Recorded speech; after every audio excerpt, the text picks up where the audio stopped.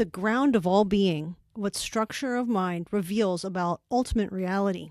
Hi, I'm Lisa DeLay, and we started this series by asking, why can't science really explain consciousness in a satisfying or coherent way? We looked at why consciousness can't be explained away by material processes alone.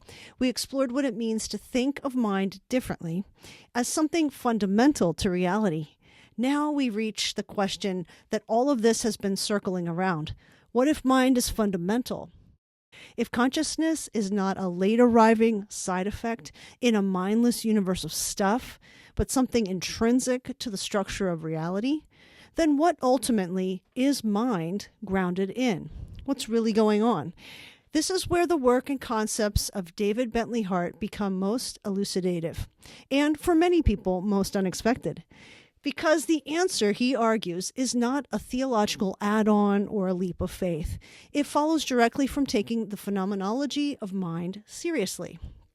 So brace yourself.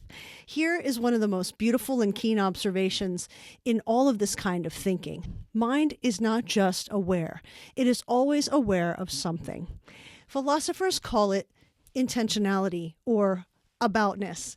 The mind is always oriented toward an object, toward truth or beauty or goodness or understanding or meaning.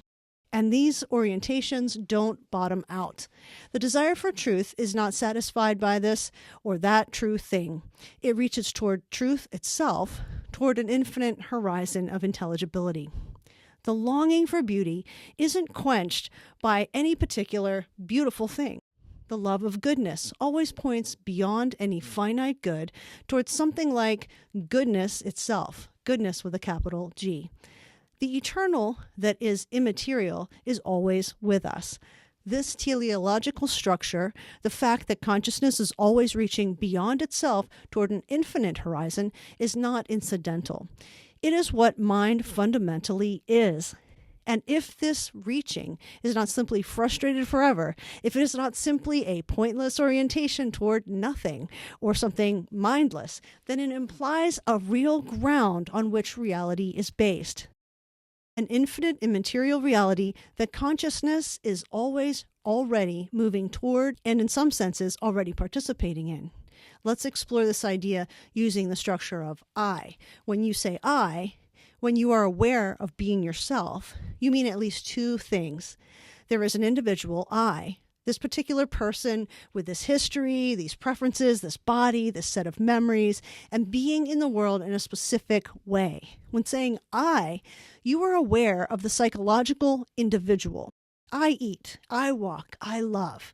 But there is also something more primordial than I.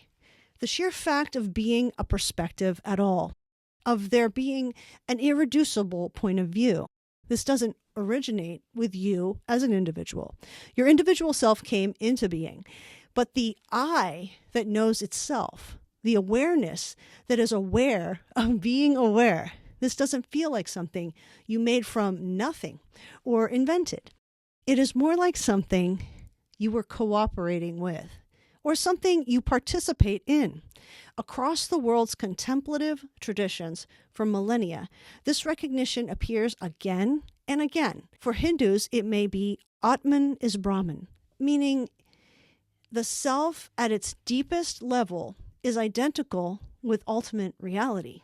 In the Christian mystical tradition, thinkers like Meister Eckhart speak of the spark of the divine in the soul. In German idealism, Hegel's Geist, spirit, is the one act of self-knowing that runs through all consciousness. David Bentley Hart's formulation is incisive and worth understanding.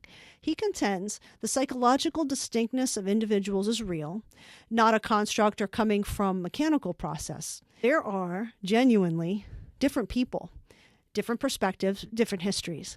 But at its deepest level, there are not different I's. There is one original act of self-awareness in which all conscious beings participate.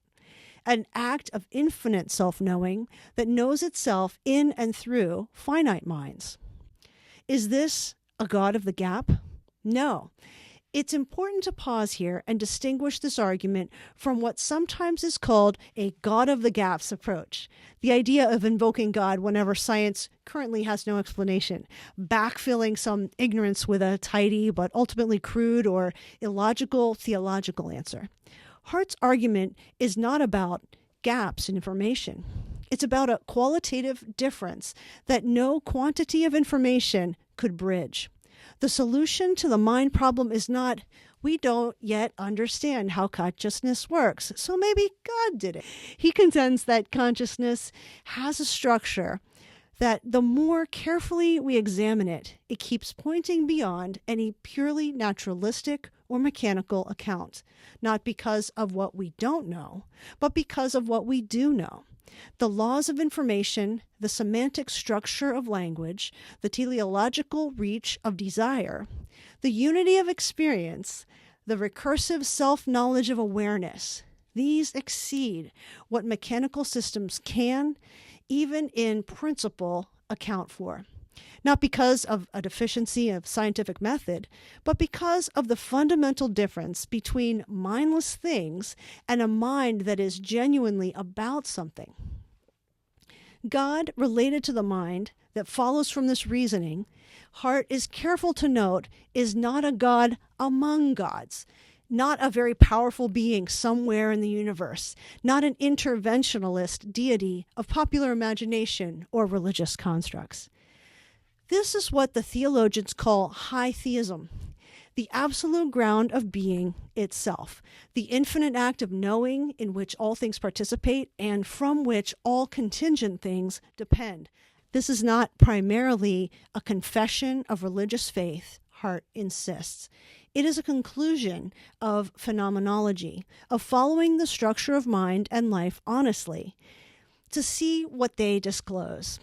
The ancient and medieval understandings of reality, David Bentley Hart argues, are experientially closer to what we actually encounter than the threadbare materialist picture that modernity offers us with most modern philosophical theories. And simply put, they make more sense of more of the reality we actually experience. We began this series with a simple question: what is your mind? And we've arrived somewhere that might feel unexpected, at the threshold of infinite being, at the notion that the little flame of awareness you carry is not by accident of biology or complex material things, but it is a mode of something that has no outside. Something is in and through all things. The question, as Hart frames it, circles back to what do we do with the phenomenon of mind and language and the structure of life? We can try to explain it away, and we'll find every time that the explaining requires and infers exactly what we are trying to eliminate. Or we can follow the evidence more meticulously and without 17th century baggage, and find that the refined older understandings of reality are not primitive mythologies and superstitions, but profound recognitions of something we all are right now, in the middle of and experiencing. Thank you so much for joining me for the ideas in this series. Thank you to David Bentley Hart for saying coherently what I experienced and intuited, but could not find the models and the words to convey. I hope you've enjoyed the series. Please subscribe to the channel and check out the links on the channel to support what I'm doing and share this work.